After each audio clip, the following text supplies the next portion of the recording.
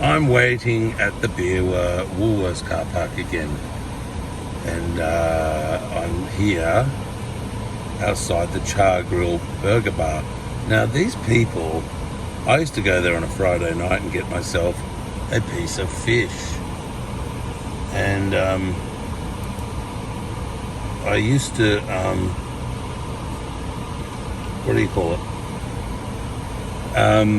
Sit there quietly on a Friday evening and eat that piece of battered fish. But what happened? They kept smoking in the restaurant and out the front here while the boss isn't there. And so I said, look, can you not smoke? I'm trying to eat one night. And I said it very politely, not like I just sort of presented it there. And then what happened? The next Friday I turned up, and back then there were 4 tables of barbecue tables. There's 2 now, but the 2 closest to the door, either side of the door, had 4 people either side, all smoking. All the girl that works here's friends, and they were smoking the whole time. They turned up. I did my order. They turned up, so they had been texted, I'd say, and it was planned. And they turned up, and they all lit up, and they were smoking one cigarette after the other, lighting the next cigarette off the one in their mouth. You know, you can end to end it. So they were chain smoking. And then I started trying to eat my fish, and I just wrapped it up and went, I've got to get out of here, the smoke's too thick. So I walked off looking for a park bench to eat at. Now this one here is the only one at these shops. I thought because that one was there might be some further away, but there wasn't. So then I thought, oh well, I'll go back to my car and go. But then I saw all the people at the picnic tables. Now that I'd left, they'd all left. So I then went and sat down and went to eat at the picnic table because the smokers were left. But the smokers quickly came back and started smoking all over me. They ran over, right? And so this is when I said, please put your cigarette out. I'm trying to eat. How dare you do this, right? And then this one dude just went absolutely crazy and started screaming at the top of his lungs, saying that my food had been urinated on every Friday, and they spit on it every Friday, and they all hate me, and you know, who am I to stop cigarettes?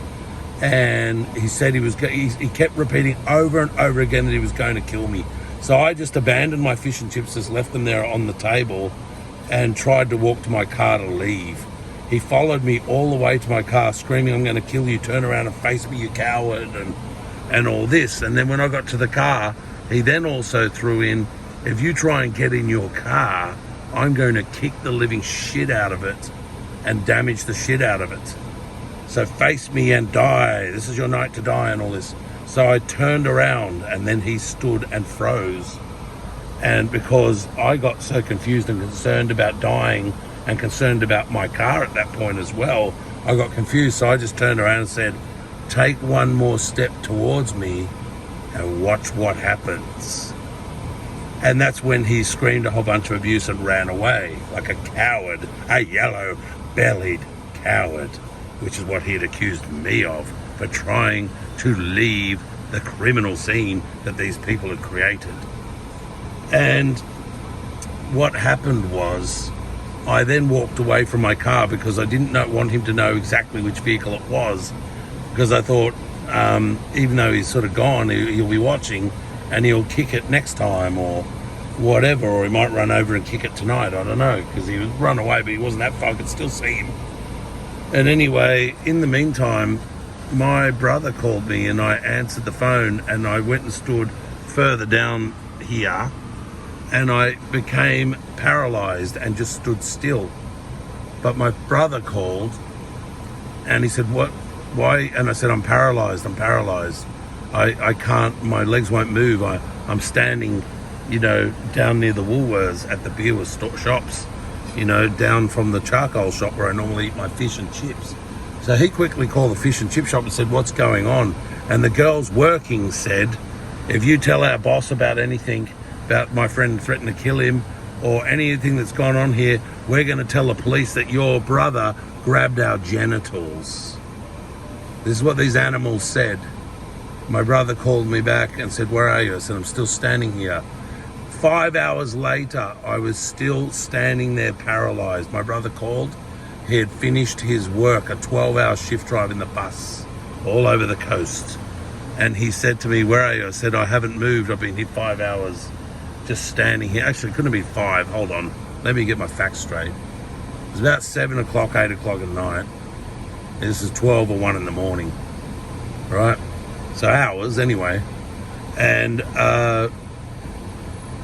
he said, what's happened? I said, I'm standing here paralyzed. So he then had to drive from Mooloolaba to Beerwah, or I think he was out at the bus depot in Majimba, and he drove to Beerwah, and then he slowly walked me to the car and coaxed me to drive home, and then sat with me at my house for a while before then going home, because that had been such a scary situation. Because what would have happened had that man taken a step forward is someone may have lost their lives, him or me, and who wants that either way? And it left me very depressed, but it certainly paralyzed me for a number of hours that evening, and I was still very unwell the next day. So I've never been back to this shithole, and yet when they see me walking past, they cause a scene like I did something to them, including the owner. So I don't know what story they've told that silly fool, but she's as crazy as they are. She's like got the nose rings and the tats, even though she's 50 or whatever. She didn't have them.